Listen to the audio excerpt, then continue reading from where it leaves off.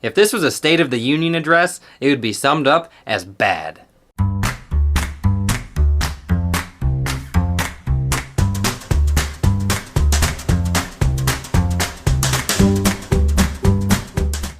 Today I wanted to talk about something that has been messed up for quite some time, but us as millennials are doing a great job of running it into the ground. And that is love and dating. I don't even know where to start with this one. You don't have to look far to see just how jacked up our model of dating is. It's hardly even dating anymore. Dating is supposed to be with the intent of finding a spouse, and that intent seems all but lost. We treat it more like leasing a car or something than sincerely dating. But before I really get into the dating thing, let me start back at the root of everything. Love. In the Bible, love is treated as the most valuable thing one can possess. First, love for God, then love for others. Note the order. Important. The Bible speaks on love countless times. It would take hours just to read the verses, let alone talk about all of them. So I wanted to focus on a section that pretty much everyone is familiar with, but rarely applies. And I know this is everyone's cliche go-to, but it doesn't seem to be working. If you haven't guessed it, it's 1 Corinthians 13. It varies a little bit by version, but say it with me. Love is patient, love is kind. It does not envy, it does not boast, it is not proud.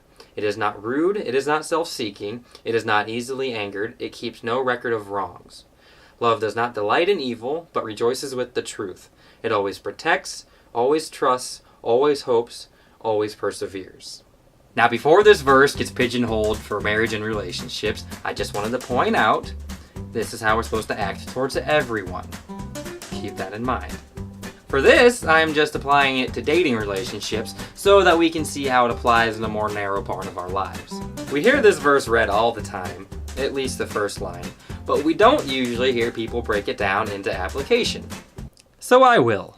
These are just my takes on it, with some hypothetical examples. The area of application will often speak to everyone in a different way. First, love is patient and kind. Pretty self-explanatory. To me, they go hand in hand with love is not easily angered, because with anger, patience and kindness go out the window.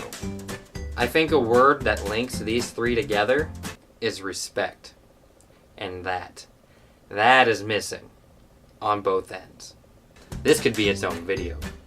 Guys, you think you respect women, but all the while you are using them purely for your own purposes. Whether for your own desires, your pride, or your insecurities, the list of ways I see women disrespected could go on forever. You owe me. Shut up. Even as simple as the form of speech you use with them or about them. It all very easily identifies the presence or lack of respect. That is someone else's future wife. Treat them as such. And girls, if you do not respect your guy as a man, that relationship will not work. Whether your guy still acts like a child and simply can't earn respect as a man, or you have your own issues you need resolved that won't allow you to display respect, you can determine. But if you find yourself belittling him or insulting him to his face or behind his back, there's your sign. Love does not envy.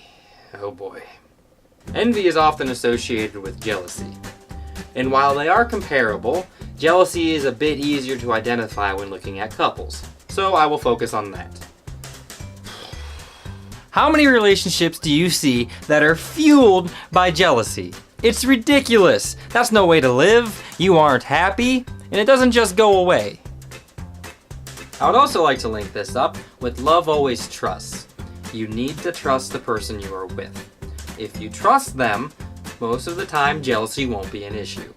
Proverbs 27:4 says, "Anger is cruel and fury overwhelming, but who can stand before jealousy?" Look at the weight it says jealousy has. Get rid of it. If the person you are with truly isn't trustworthy, then you shouldn't be with them. Simple solution. Other than that, you need to trust them. If someone betrays your trust, it hurts a lot, I know. But that's on them, not you. And that is a reflection of them, not you. You did your part. And they will have repercussions you won't have to worry about. And that brings me to my next one. Love does not rejoice in evil, but rejoices with the truth. Truth. That means honesty. This should be the easiest one, but it seems to be the one people mess up the most. All you have to do is tell the truth, which is what you already know. Lying is what takes effort. The Bible says the devil is the father of lies, and lying is his native language. How much more of a reason do you need not to be a liar? And also, being honest constantly in your relationship is the best and quickest way to find out if you two are right for each other. This also speaks against the games people play in or before relationships. You know what I'm talking about. Mean what you say what you feel, and act sincerely. Anything else is dishonest. I'm gonna write that down. And love is not self-seeking mostly means don't be selfish. Tons of application here. One less obvious way this often manifests is when one person is always getting mad at their significant other. Sure, the other person can mess up, but how often do you get mad at them for their own good? I'm willing to bet not very often. You don't get your way, so you get mad. Or you get mad to get your way. Selfish. I know I didn't cover all of them, but one last one I wanted to leave you with is love always perseveres. That means it won't always be easy. When things get tough, you stick with it. Now, that doesn't mean they cheated on me, but I love them, so I will persevere through it. No. That is just foolishness. Where is the respect and honesty? I do not care what the situation was. End it there. Or, we break up every 5 days, but I love them, so I will persevere. You're just wasting your time.